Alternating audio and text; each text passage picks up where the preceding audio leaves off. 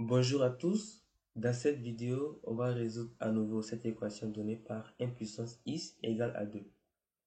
Pour ceux qui ne le savent pas encore, je vous informe que cette vidéo a été déjà faite.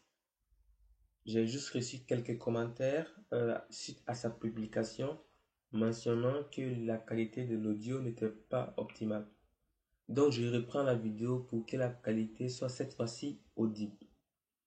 Alors, on était passé par la formule de l'heure, on la rappelle, qui nous stipule que exponentielle de ix égale à cosinus de x plus i sinus de x.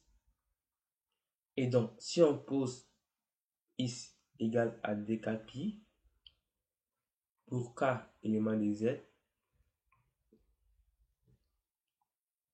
on va obtenir que exponentielle de i dkπ égale à cosinus de dkπ plus i sinus de dkπ. Je fais encore un petit schéma pour rappeler les propriétés de sinus et cosinus. Donc là, on est dans les cercles trigonométriques. On sait que l'angle qui correspond à ce point initialement, c'est 0. Si je fais les tours, je suis à 2π. Je fais encore les tours 2 fois, ça me fait 2 fois 2π, qui me fait 4π. Donc, plus je fais les tours, plus je tombe sur les mêmes points qui est ici. Et cosinus de l'angle correspondant à ce point, c'est toujours égal à 1. En revanche, sinus de l'angle correspondant à ce point, c'est toujours égal à 0. Donc si je fais i fois 0, j'aurai 0. En fin de compte, j'obtiendrai que l'exponentielle de kπ, c'est égal simplement à cosinus de dkπ. Et comme cosinus de dkπ, quel que soit k élément de z, ça nous fait 1, on obtient que exponentielle i dkπ égale à 1. Ça, ce n'est pas nouveau. Normalement, on a une idée de ce que ça peut faire, exponentielle de i dkπ. Maintenant, notre équation consiste à résoudre 1 puissance x égale à 2. Et là, nous avons que 1 égale à exponentielle i dkπ. Alors, quelque chose que j'avais évoqué dans ma vidéo précédente, cette équation n'a pas de solution dans R, donc, parce qu'on sait que 1 puissance n'importe quel nombre, ça serait égal à 1. Donc, on ne peut pas trouver une solution pour cette équation dans R. La résolution se fait dans C. Donc, on cherche les solutions complexes qui vérifient cette équation. Et donc, on a un qui fait ça. Si je fais 1 puissance x, ça me ferait donc exponentielle i dkπ puissance x.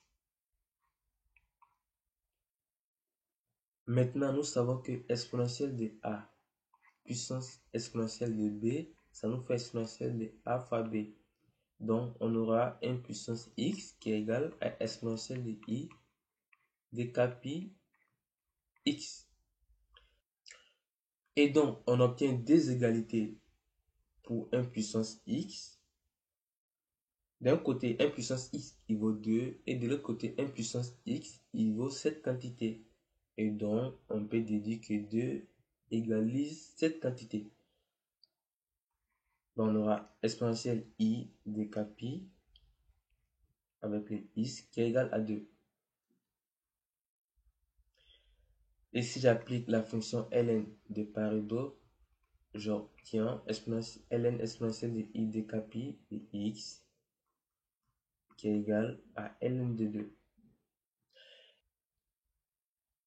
Par la suite, nous savons que ln exponentielle de u, une quantité donnée, alors ça fait u. Et donc, ça va nous faire i dkπ, c'est ce qui correspond à notre u ici. Donc, on aura i dkπ de x qui serait égal à ln de 2. C'est le x qui nous intéresse. Donc, on aura, en simplifiant par i dkπ, les deux côtés. À ce stade, on sait que les k, il doit être élément de z étoile. Et donc, on aura que x égale à ln de 2 sur i de cap i. Donc, on peut écrire que i c'est égal, si on a a sur bi, alors ça, on peut l'écrire comme moins ai sur b. Et donc, on obtiendra x égale à moins ln de 2 sur 2 cap i avec les i. Et voilà ce qu'on obtient pour notre solution.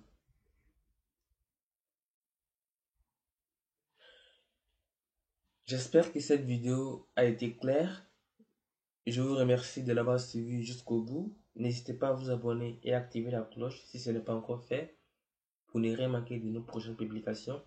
Je vous invite à laisser toujours vos remarques et vos commentaires. Ça me permet d'améliorer la qualité des vidéos. Je vous invite aussi à laisser un pouce bleu si la vidéo vous a plu. En attendant, je vous dis à très bientôt.